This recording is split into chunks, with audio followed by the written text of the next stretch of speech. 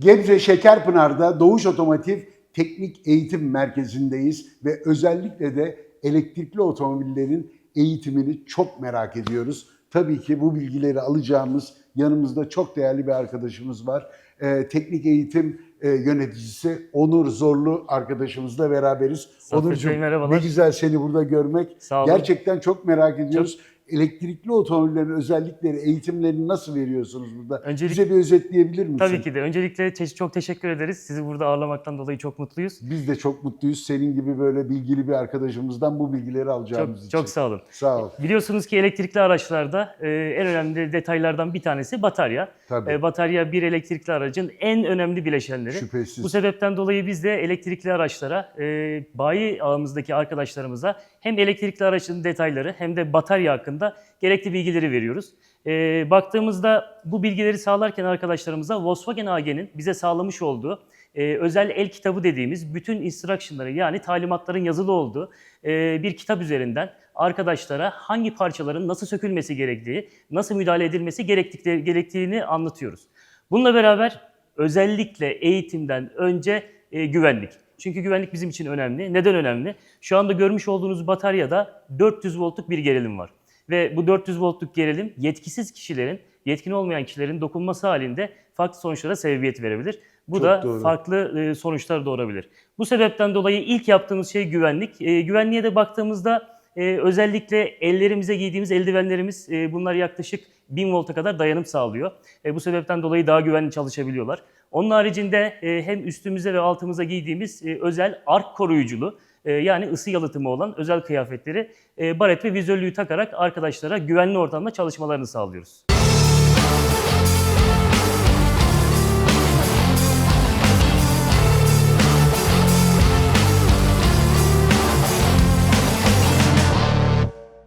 Elektrikli otomobilleri devamlı konuşuyoruz bizi izleyenlerle ama böyle net bir şekilde burada görmek de çok fark ettiriyor. Mesela diyoruz ki aracın tabanında 10 santimetre kalınlığında, çünkü dışarıdan baktığında elektrikli otomobil olduğunu anlamazsın bile. Tamamen tabanda kaybedilmiş batarya. Hatta dikkatini çekerim, alüminyum çerçevesi otomobilin karoserisindeki mukavemeti de sağlıyor. İşte burada hepsi açık görünüyor. Mesela bu batarya kaç kilowatt saat? Bu batarya yaklaşık 77 kW'lık bir bataryamız. Kaç modül var? Toplamda 12 modülden oluşuyor. İşte burada insanlar görsünler. Bakın modüller birer birer. Bunların içinde de hücreler var. Evet, şöyle yapısal olarak da bize anlatır mısın? Tabii ki de. Önemli bir fırsat bizim Tabii için. ki de. Şöyle oluyor aslında. İki farklı tipte bataryamız var. Bunlardan bir tanesi şu anda gördüğümüz, sizin de söylediğiniz üzere 12 modülden oluşan bataryamız.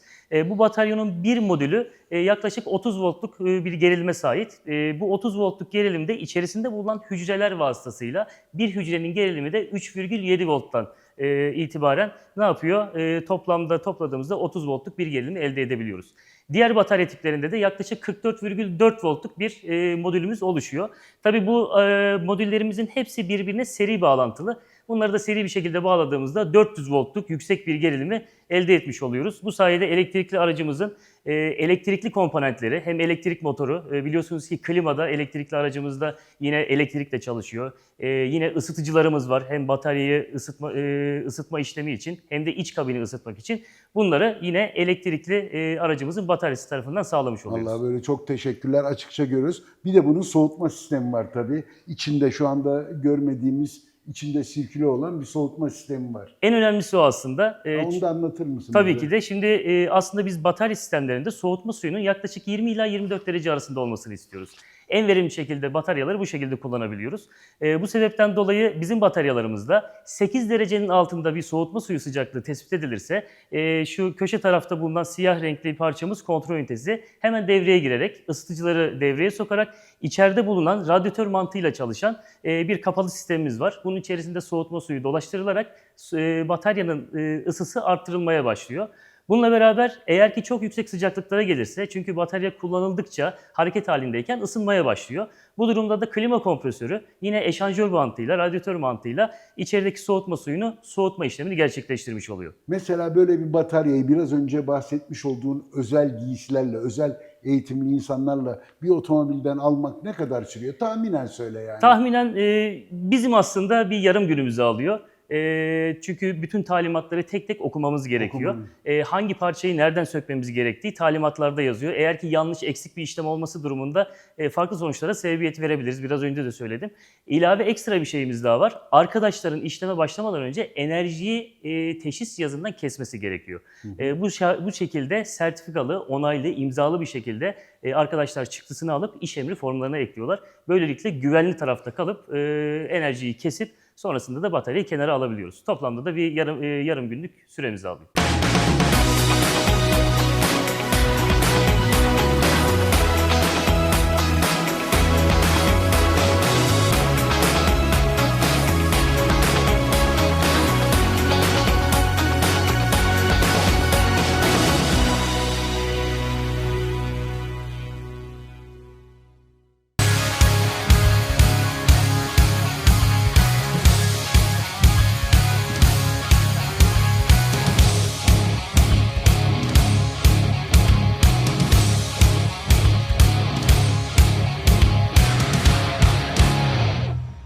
En çok gelen sorulardan bir tanesi de mesela bataryada bir problem oldu, nasıl teşhis edilecek? Onun da eminim sizde çok gelişmiş metotları vardır.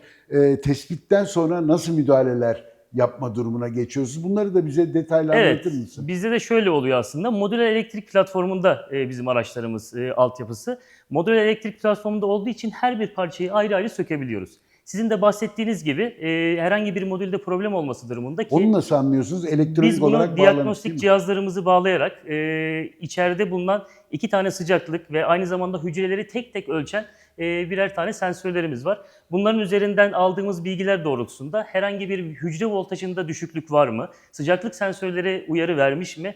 Veya farklı bir sonuç olabilir. Kısa devre durumu oluşabilir. Bir kazadan sonra oluşabilir bu durum. Kısa devre olması durumunda test cihazlarımızı kullanarak buradaki modülde bulunan herhangi bir arızayı tespit edebiliyoruz.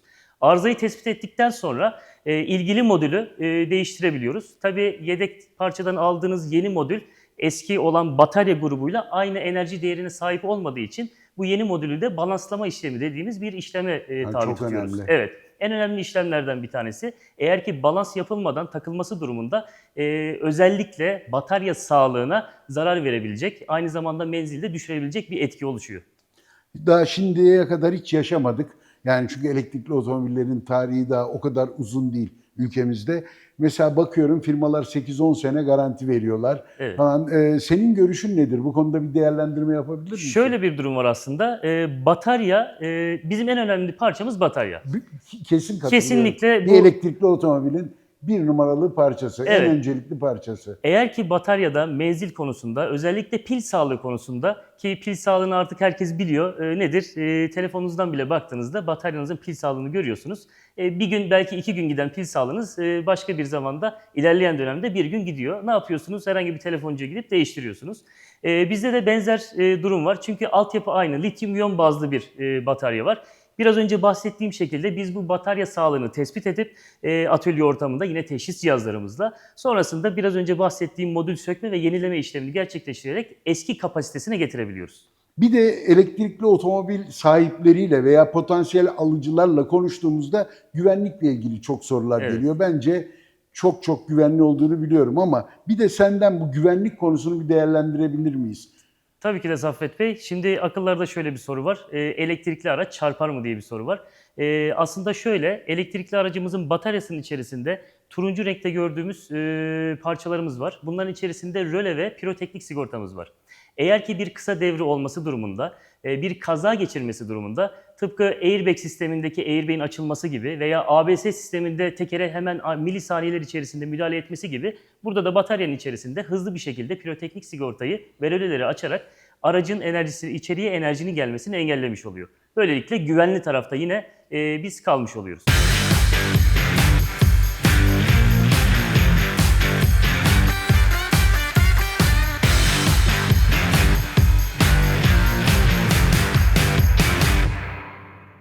Onurcuğum, yani yaptığın hazırlık için çok teşekkür ediyorum. Şöyle söyleyeyim, burada bunu görünce ilk planda şunu söylemek lazım.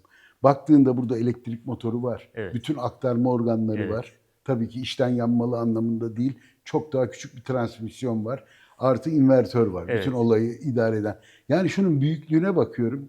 Ya bir spor çantasına sığabilecek, halbuki bu içten yanmalı olsaydı, anlatabiliyor muyum? Bütün ayarlar artı vites kutusu artı içten yanmalı motor, ki bu motor sen biraz önce söylemiştin 170-180 beygirlik Evet, motordan 175 beygirlik bir. bahsediyoruz. Yani eş değeri içten yanmalı, çünkü her zaman söylüyoruz burada, işte gösterme imkanı da var.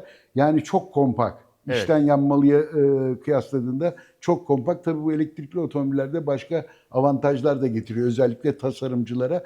Bize bir kısaca özetler misin? Tabii ki de biliyoruz ki elektrik motorları %98'e kadar verim sağlıyor. Tabii. Bu sebepten dolayı biz gaz pedalına dokunduğumuzda anlık olarak ivmelenmeyi zaten elektrikli araçta hissediyoruz. Kesinlikle. İçten yanmalı bir araçla kıyasladığımızda içten yanmalı biraz daha geç tepkimi alabiliyoruz. Ve Doğru. aynı zamanda sizin de bahsettiğiniz gibi çok fazla ekipman, çok fazla donanım var bir içten yanmalı araçta.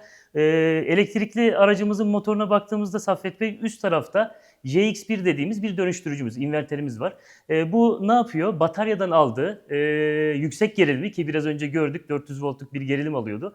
Buradaki 400 voltluk DC gerilimi AC'ye çeviriyor. Yani alternatif akıma çevirerek elektrik motorunun çalışmasını sağlıyor. Ki biraz önce de söylediğim üzere bir alternatif akımla çalışan elektrik motorumuz mevcut. Size de biraz önce bahsettiğim üzere 175 beygirlik bir güç üretiyor. Bununla beraber yan tarafta aslında redüksiyon da diyebileceğimiz bir Doğru. dişli grubumuz var. Yine içerisinde diferansiyeli mevcut. Bunun üzerinden aslında biz gaz pedalına tepkime verdiğimizde inverter üzerinden dönüştürüp AC'ye diğer aktarma organlarından çıkış alıp konforlu bir şekilde aracımızı kullanabiliyoruz. Çok doğru söylüyorsun. Yani şu hazırlıkta bize her şeyi gösteriyor. Tabii burada şunu da söylemekte fayda var. Tıpkı bataryada olduğu gibi hem elektrik motorumuzda hem de dönüştürücümüzde soğutma devresi de dolanıyor. Çünkü elektrik motorları kendi yapısı gereği ısınma kaynaklı problemlerle sahip. Bundan dolayı sürekli biz ne yapıyoruz burada? Soğutma işlemini araç üzerindeyken tıpkı Hem diğer invertörde hem elektrik motorunda. gerçekleştirmiş Çok oluyoruz. doğru. Evet.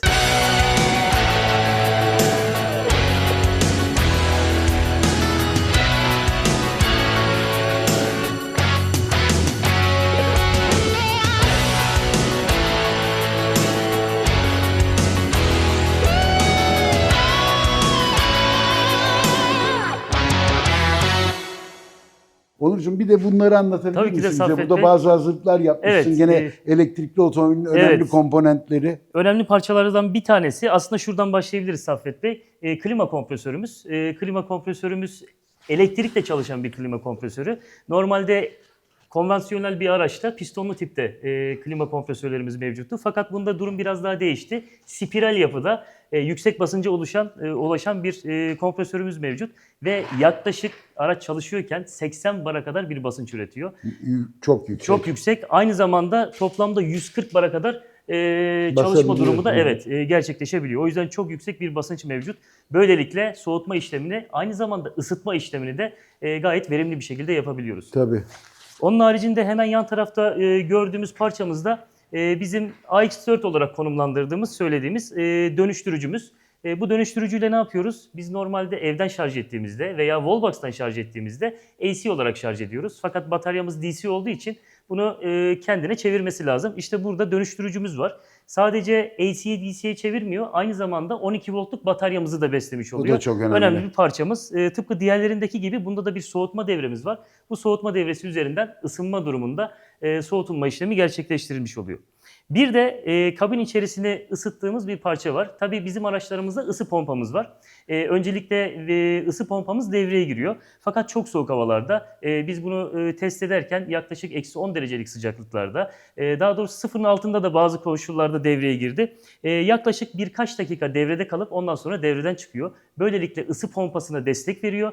Aracın içerisinde soğuk havalarda bindiğinizde konforlu bir şekilde ısınma ihtiyacınızı karşılamış oluyor. Ben hatta eğitimlerde buna UFO olarak söylüyorum ki Aynen. arkadaşların aklında kalsın diye. Başta hızlı bir şekilde ısınmasını Evet, sağlıyor. hızlı bir şekilde beklemeden. artıp hemen devreden çıkıyor. Peki. Onurcuğum, çok teşekkür ediyoruz. Sağ Hem olun. hazırlık için Teşekkürler hem de Saffet verdiğin Bey. bilgiler Ayağınıza için sağlık. gerçekten de çok faydalı oldu. Umarım izleyicilerimiz de elektrikli otomobilin önemli parçalarını bu şekilde daha iyi anlayabilmişlerdir. Sağ olun Saffet Bey, ayağınıza sağlık. Sağ ol, Biz çok teşekkür teşekkürler. ederiz. Görüşeceğiz daha.